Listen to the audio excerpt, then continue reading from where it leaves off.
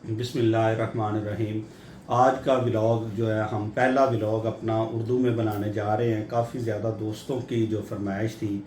اگر آپ لوگ کہیں گے کمنٹ سیکشن میں یا ہمیں پرسنلی میسج کر کے کہ پنجابی میں اچھا لگتا ہے تو ہم پنجابی میں ولاگ کریں گے، اگر آپ کہیں گے اردو میں بیسٹ ہے تو اردو میں کریں گے۔ آج جو ہمارا ٹاپک ہے اس کی ٹاپک کی طرف آتے ہیں۔ ٹاپک ہمارا یہ ہے کہ اگر بندہ کوئی وقوعہ دیکھ لیتا ہے، فرسٹ انفارمر جس کو کہتے ہیں، وہ فرسٹ انفارمر دیکھ لیتا ہے، وقوعہ کوئی انسیڈنٹ ہوتا دیکھ لیتا ہے، وہ تھانہ میں جا کے اپلیکیشن دیتا ہے، تو تھانے والے اس کا جو ہے نا اس کی اطلاع کے اوپر ایف آئی آر اگر درج نہیں کرتے، مقدمہ رجسٹرڈ نہیں کرتے، تو پھر وہ کیا کرے؟ ٹھیک ہے، اس کے پاس کون سی ریمیڈی ہے؟ ٹھیک ہے، وہ پھر جاتا ہے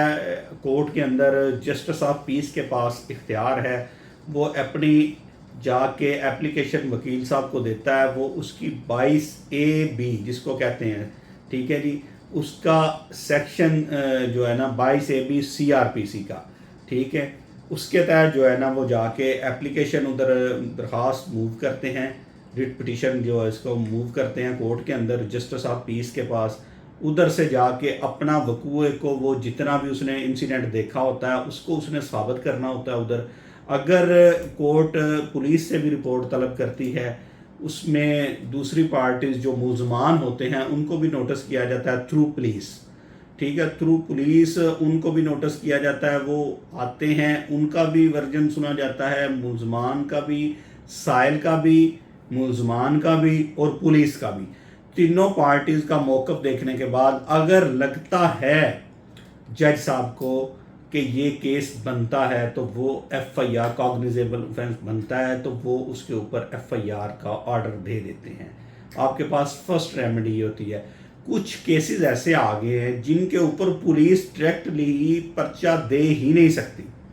اس کے لیے آپ کو 22A میں جانا ہی پڑتا ہے، ٹھیک ہے۔ وہ جو ہے اگر کسی نے چیک کا کسی کے ساتھ فراڈ ہو گیا ہے، امانت میں خیانت 406 کا ہو گیا ہے، ٹھیک ہے، 506B کا ہو گیا ہے، یہ ایسے اوفینسز ہیں جن کے اندر بندے کو جو ہے جانا پڑتا ہے 22A میں۔ 22A میں جانا لازمی ہے۔ اس میں چیک کے اوپر آپ کے پاس ہے، آپ ایس پی صاحب، ہاں 406 کا اگر ایف آئی آر کروانی ہے تو آپ تھرو ایس پی بھی وہ کرتے ہیں، ان کی انکوائری ہوتی ہے، پہلے ایس ایچ او صاحب سنتے ہیں، پھر ڈی ایس پی سنتا ہے، لانگ لینتھی پروسیس ہے۔